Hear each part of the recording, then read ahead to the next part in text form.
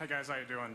I'm Krieg from Iron Up on Bleeding Hollow, and I wanted to initially say that despite all the flack that you may get from the community sometimes, I think we all appreciate the hard work that you put in to balancing it. My question specifically is about warriors. Rage normalization has been a really contentious issue throughout the entire Cataclysm beta, and with that you've had inner rage. You recently changed that from a passive to a usable ability, and I was curious, what have your numbers said through the past weeks? Is that going to stay? Do you have more changes to come, or what's the outlook for it? I missed the ability you said changed from a passive to an active? Inner rage. Oh, right. Yeah, so I mean, we came up with the inner rage early on before we had completely normalized the rage to the extent we did, trying to solve the problem of the warrior that gets, more rage than you can possibly spend. A lot of warriors think that it may not be something they need. Interestingly enough, it looks like it might be a pretty cool decision for the protection warrior to decide when to turn inner rage on or off. If we get to the point where you just don't need it and we find that it's kind of a dead ability, then we'll do something else with it. But we want to make sure that's the case. We haven't seen a ton of raiding yet, or battlegrounds or really high-end stuff. Once we see players with crap loads of haste, it may change a little bit. Thank you. Strong feeling we need it for now as a possible escape valve for I have too much rage, I can't spend it all. And once we're sure that won't happen anymore, then maybe we change it. Thank you. Hey guys, I have a question about the level 85 Warlock ability, Demon Soul. Right now it just feels like a trinket. I mean, a lot of the design which you guys are coming out with now is you're getting away from very passive, flat percentage damage increases and things like that. And that's what the ability seems like. I know there's not a lot of people at 85, we haven't really tried it out yet, but it seems like it's not really towards your design goal of being really having a fun, ability. So I was just wondering, why you felt that Warlocks needed an ability like that, and what the design intent of the ability would be.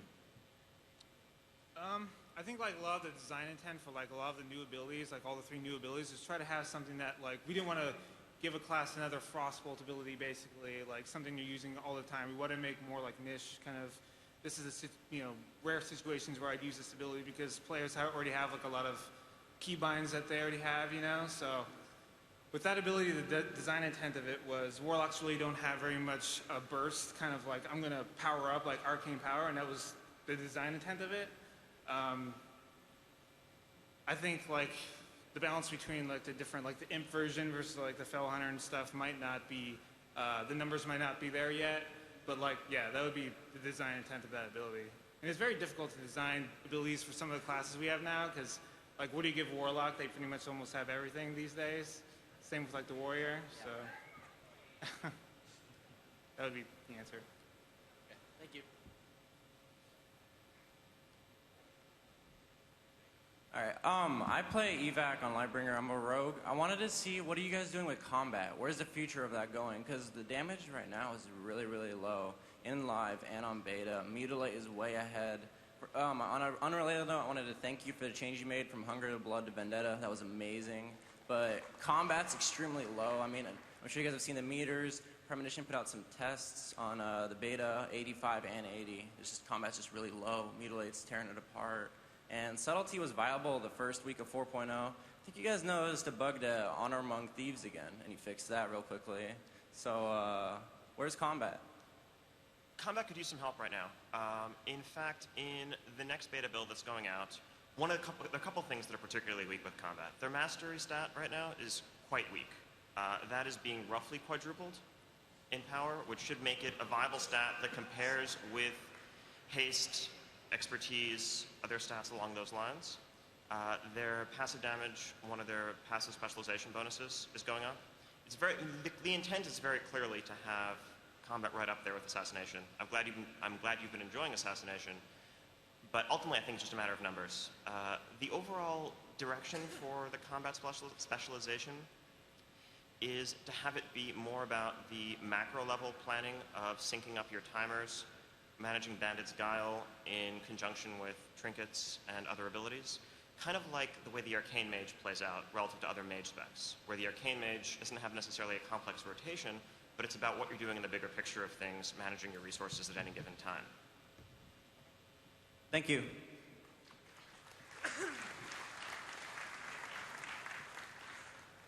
Hi, I'm Suzu Shearer from Big Crits, and I was gonna ask about the moose that you apparently promised us, GC, but apparently you just told WoW Insider that we can't handle the moose, so there goes that. But, so anyways, I was gonna ask a priest question. First off, I really love what you've done with the holy tree. That's just about flawless right now. But, my actual question was about disc priests, specifically the Archangel Atonement spec that you've got where you can heal while smiting. I was mostly just wondering if you were happy with, I guess, the way that played right now and specifically like the numbers of it. Because like maybe I'm doing something wrong, but right now I'm like doing about the damage of a tank and about the healing, maybe a little more healing than a Shadow Priest. So, I mean, maybe that's where it should be. I know obviously it can't go too high, but yeah, I was just wondering if you liked how that was working right now, or if you wanted to do something with it in the future. I would say like I like how it works on beta. On live, it's not on live. On currently, it's not that compelling because every healer still has way too much mana regen. So healing through smite is actually very low throughput. But on live, where most healers are trying to be efficient, it's actually plays really well. And the goal with it was to try to do something different from the other healers we have by doing healing through damage. And I'm pretty happy how it turned out. All right. And tanks do respectable damage now, so that's... Yeah. All right, well, thank you. Keep up the good work.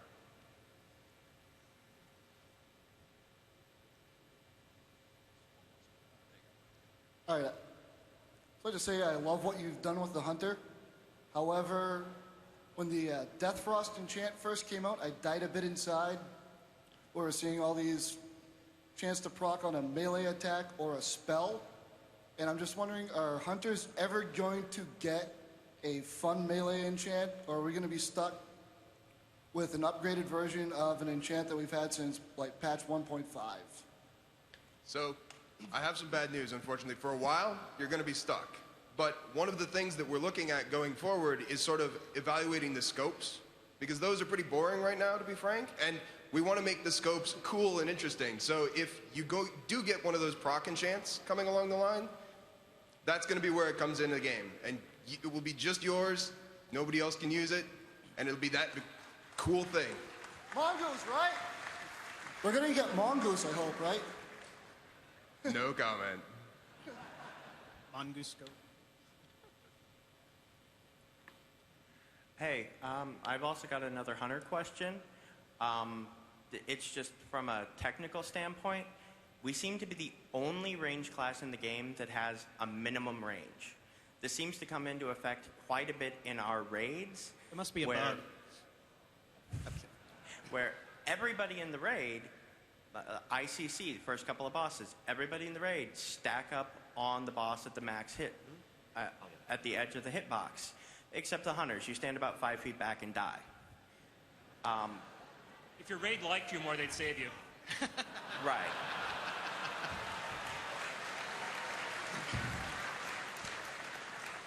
My question is just, mages, warlocks, priests, they're all ranged classes, but they can stand directly in front of you and repeatedly use what would be a ranged attack. Why have Hunters been singled out? Why are we not allowed to do the same thing with our bows or our guns? It makes no sense.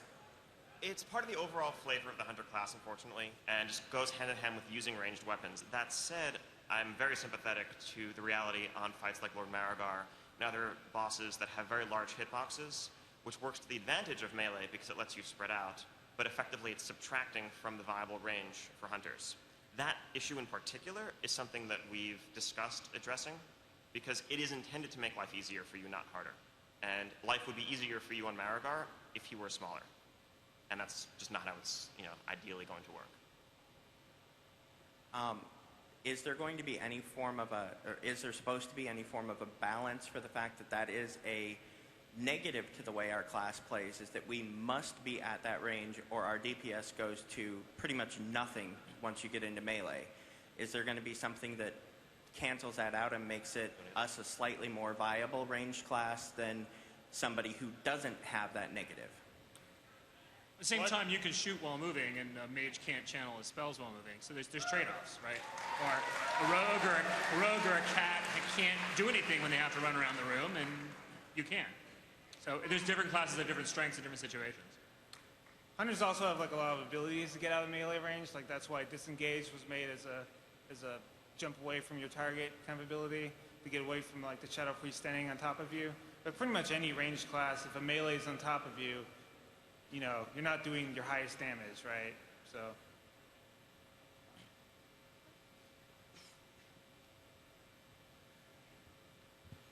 Hey guys, my question is about the Paladin.